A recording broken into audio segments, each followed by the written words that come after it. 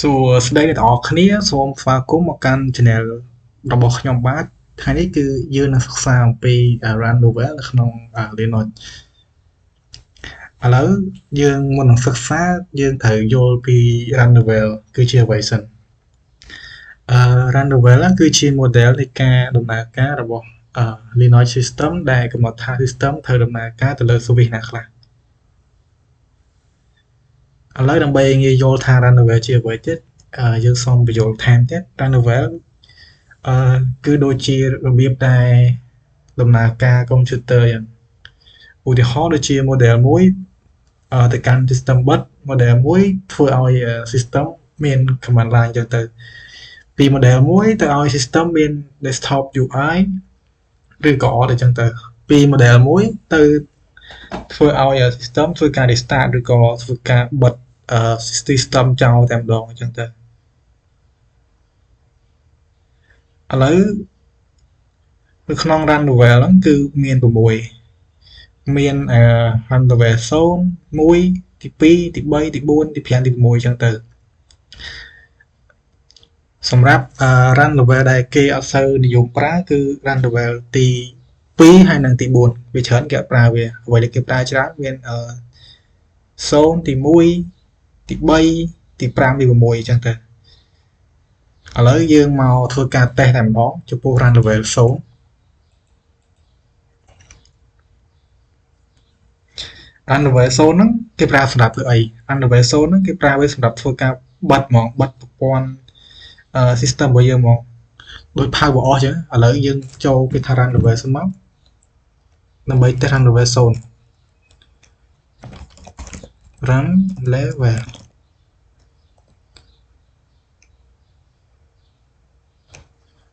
sorry ខ្ញុំសេខុស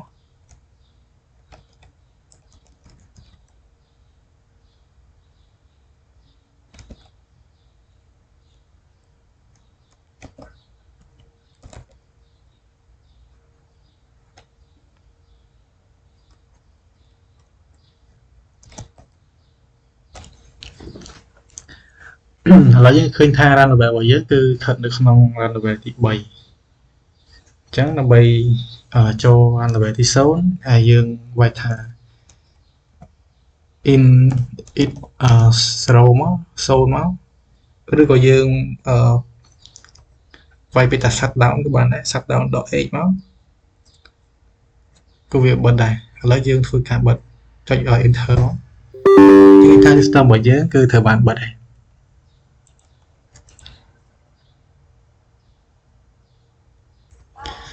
ឥឡូវយើងធ្វើការបន្តមកទៀតគឺយើងចូល run level វិញដែរមកឥឡូវយើងសាកប្រើ command shutdown វិញចង់ដឹងថាវាបិទអត់ shutdown .h យើងចង់បិទឥឡូវយើងប្រើ now យើង enter និយាយថាវាក៏បិទដូចគ្នាដែរពីរហ្នឹងយើងប្រើមួយណាក៏បានប្រើ init zone ឬក៏យើងជឿប្រើ init zone យើងប្រើ shutdown.h ក៏បានដែរក្រែង run level 0ហ្នឹងពេលយើងប្រើជាមួយនឹង server គឺវាងាយស្រួលមែនទែនសម្រាប់ admin គាត់អាចបិទ server ពីចម្ងាយបានស្រួលអញ្ចឹងដោយមិនបាច់ចូលទៅបិទបើកប៊ូតុង power យើងគ្រាន់តែប្រើ command ហ្នឹងបានដែរឥឡូវយើងចូលអនុវត្តត្រង់ run level ទី1វិញ run level ទី1មានន័យថាជាកន្លែង maintain mode វាអនុញ្ញាតឲ្យមាន user តែម្នាក់គត់ហើយចំពោះអ្នកដែលចូលកន្លែងហ្នឹងបានគឺមានតែ root user ទេដែលមានសិទ្ធិអាចចូលទៅកាន់ run level 1ហ្នឹងបានបើគាត់ជា user ធម្មតាគឺអាចចូលបានទេត្រង់កន្លែងហ្នឹងគឺវាមានតែ network វាអត់មាន GUI ទេគេប្រើវាសម្រាប់ធ្វើអីគឺគេប្រើវាសម្រាប់ធ្វើការ fix system error ឬក៏ reset password ឬក៏ធ្វើការ repair ទៅលើ file system អញ្ចឹងទៅឥឡូវយើងធ្វើចូលមកកាន់ការ test វិញម្ដងការ test គឺយើងដំបូងគេគឺយើងចូលទៅកាន់ run novel ទៅមកត្រង់ដំបូងអញ្ចឹងកន្លែង default របស់វាគឺ run novel ទី3អញ្ចឹងដើម្បីដូរទៅ run novel ទី1យើងគ្រាន់តែ វាយinit init one មក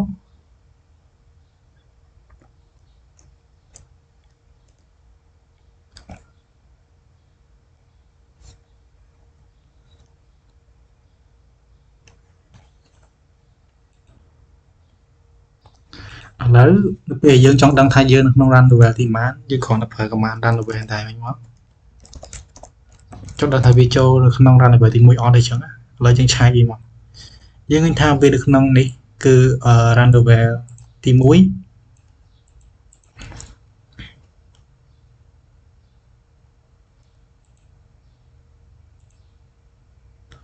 ឥឡូវយើងសាកចូលទៅ run level ទី3មក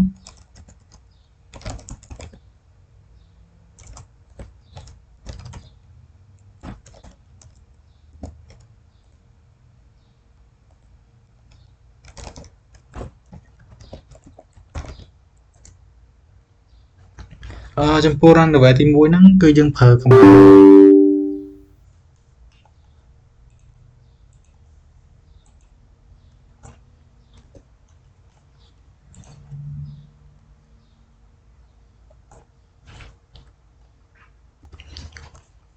សម្រាប់ run level ទី1ហ្នឹងគឺយើងអាចប្រើ command មួយទៀតក៏អាចចូលវាបានដែរមុនហ្នឹងយើងប្រើ edit one ឥឡូវយើងប្រើនេះមកsystem ctl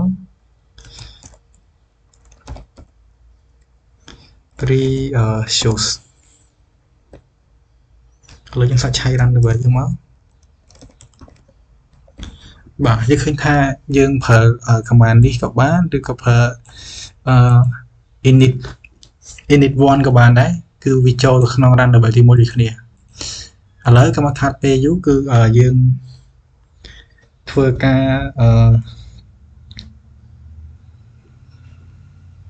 តេស្តទៅលើ run level បន្តទៀតគឺ run level ទី3មកមូលហេតុដែលយើងអត់តេស្តទី2គឺយើងដឹងថាទី2 run level ទី2គឺវានិយាយទៅវាអត់សូវដំណើរការឬក៏យើងគេអត់សូវប្រើវាអញ្ចឹងយើងមិនបាច់តេស្តវាទេ run level ទី2គឺ user ច្រើន login ប៉ុន្តែ network វាមិនដំណើរការនិយាយទៅ run level ហ្នឹងគេមិនសូវប្រើវាទេនៅក្នុងសម័យថ្មីហ្នឹងសម្រាប់ system គឺគេប្រើនៅក្នុងoffline environment ឥឡូវដើម្បីឲ្យចាក់ស្ដែងថាយើងអាចប្រើបានឬក៏អត់យើងសាកតេស្តសាកមើលសិន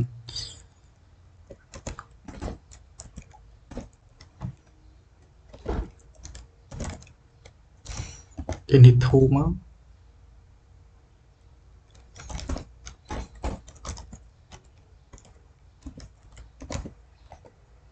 យើងឃើញថាវាអត់ចូលទេអញ្ចឹងអត់ support ទេឥ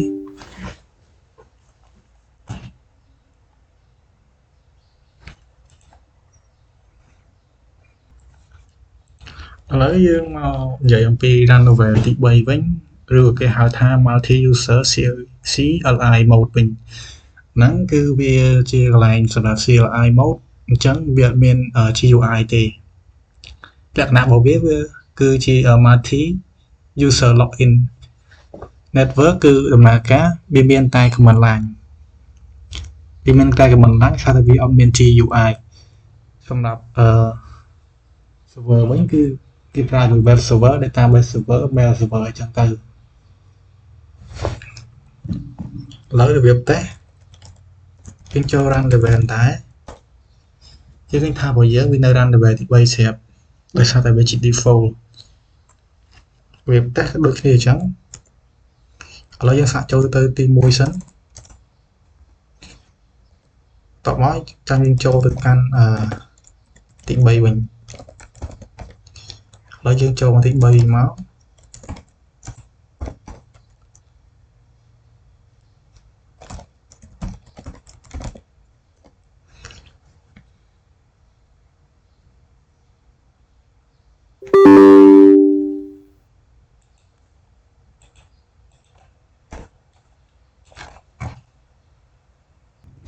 សម្រាប់ iron level ទី4វាក៏ដូចជា iron level ទី2មិនដែរគឺវាច្រើន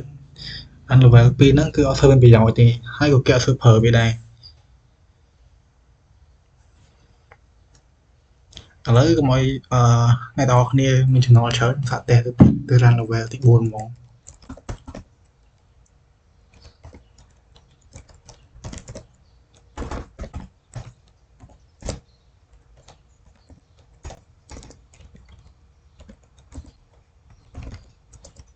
យើងឃើញថាពេលយើងវាយក្តៅក៏វាអត់ចូលដែរអញ្ចឹងន័យថាអាហ្នឹងគឺវាអត់ធ្វើ support វាអត់នេះដែរអញ្ចឹងក៏មកថាពេលយូរគឺយើងចូលទៅកាន់ run level ទី5ហ្មង run level ហ្នឹងគឺវាប្រើជាមួយនឹង GUI មានថាវាមានfeature ច្រើនជាង run level ទី3អញ្ចឹងទៅវាច្រើនគឺគេប្រើហ្នឹងមាននៅក្នុង Ubuntu CentOS Fedora Desktop អញ្ចឹងទៅសម្រាប់command សម្រាប់ការចូលទៅ run level ទី5ក៏អត់ខុសគ្នាដែរយើងគ្រាន់តែប្រើ init run level មកហើយទៅចុចថាពាក្យថា init 5មកចូល run level ទី5ហើយឥឡូវយើងប្រើ init file ឆៃវា run level ដើម្បីឆៃ run level យើងគឺថា run level ចូលទី5ហើយ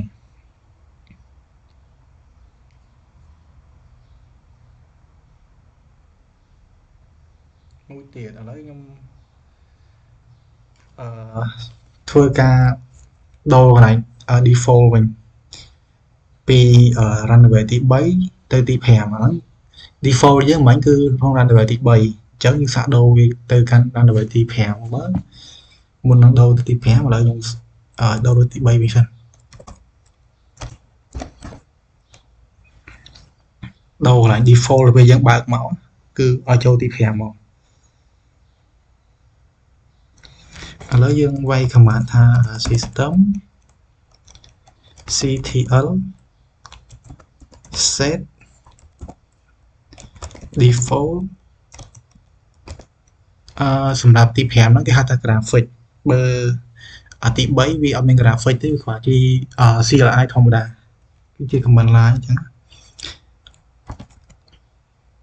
graphical target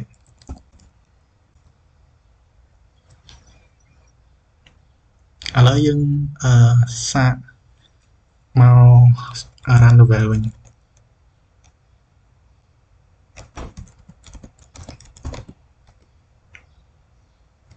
វានៅទី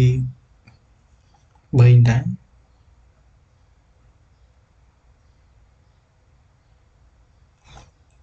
ឥឡូវយើងសាកចេញឲ្យអស់សិន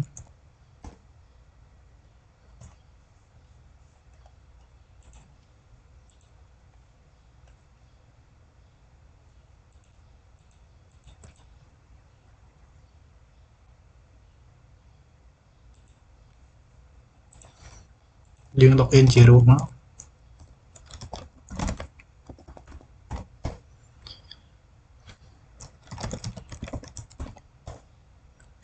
វានៅទី3ដែរឥឡូវយើងសាកបដូរភាសាទៀតឥឡូវយើងសាកវាយ system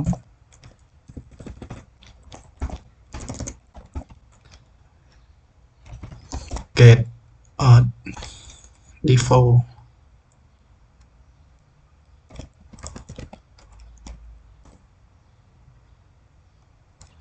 sorry ខ្ញុំបែកខុស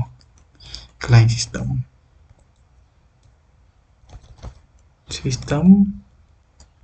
ctl get default យើងនៅក្នុង graphic ស្រាប់ហើយអញ្ចឹងន័យថាយើងនៅក្នុង graphic ស្រាប់ហើយយើងឆាយទៅន័យថាយើងដូរមិញគឺវាបានសម្រេចហើយតែគ្រាន់ថាមុនហ្នឹងខ្ញុំមើលខុសឥឡូវដើម្បីបដូរទៅនេះវិញដូរទៅជាmulti user ធម្មតាវិញគឺយើងចូលនេះមក system ctl ដែរ set default multi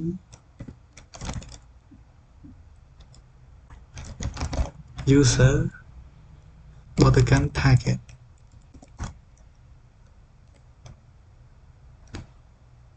ឥឡូវយើងសាកវាយ system default ដែរ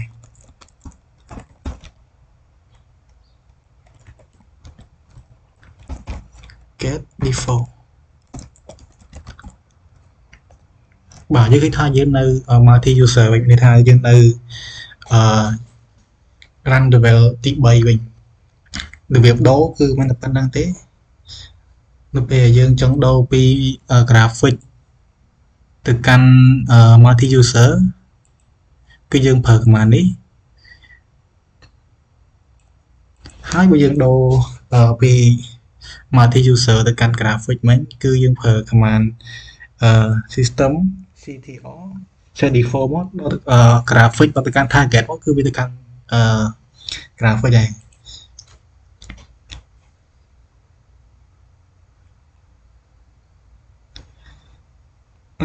ចំពោះ run level ទី1ដល់ទី5គឺខ្ញុំបានបញ្យល់ហើយឥឡូវកុំឲ្យខាត់ពេលយូរគឺឲ្យយើងធ្វើការ test ទៅលើ run level ទី6ហ្មងថាតើវាប្រើសម្រាប់ធ្វើអីសម្រាប់ run level ទី6ហ្នឹងគឺយើងប្រើវាសម្រាប់ធ្វើការ restart មានន័យថាដូចយើងចង់ធ្វើឲ្យកុំព្យូទ័រយើងដំណើរការស្រួលឡើងវិញអញ្ចឹងគឺយើងធ្វើការ restart បើនៅក្នុង Windows គឺយើងប្រើប៊ូតុង restart ឬក៏សម្រាប់ Linux វិញគឺយើងប្រើ command យកមកសម្រាប់គេប្រើវាគឺនៅក្នុងវាច្រើនគឺនៅក្នុង admin ប្រើនៅក្នុងការ restart server ឥឡូវខាត់ពេលយូរគឺយើងប្រើក្នុងការ restart មកគឺយើងអាចប្រើបាន2គឺប្រើពីថា reboot ឬក៏ init 6អញ្ចឹងមកឥឡូវយើងចូលមកកាន់ run level ដែរយើងវាយនេះមកគឺវាយថា init ឥឡូវយើងប្រើ init 6សិន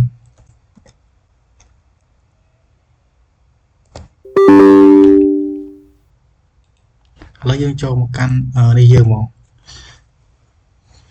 យើងឃើញថាវា restart ហើយសម្រាប់ server របស់យើង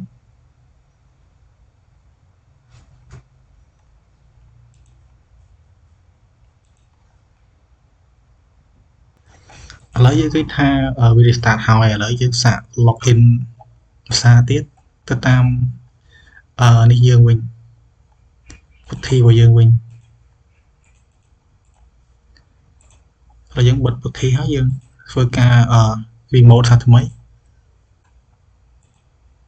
យើង load វាសិនមកហើយ open ឥឡូវយើង log ជា root មកដើម្បីងាយស្រួល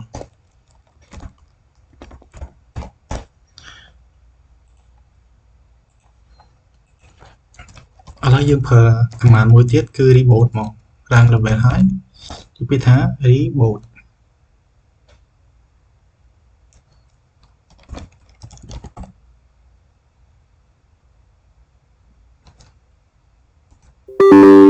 បាទយើងឃើញថាក៏វា restart ដូចគ្នាឥឡូវយើងចូលមើល server របស់យើងបាទយើងឃើញថា restart ហើយសម្រាប់វីដេអូនេះគឺមានតែប៉ុណ្្នឹងទេសូមអរគុណអ្នកនរគ្នាដែលចូលរួមទស្សនានៅវីដេអូនេះតាំងពីដើមរហូតដល់ចប់បាទសូមអរគុណហើយសូមជម្រាបលា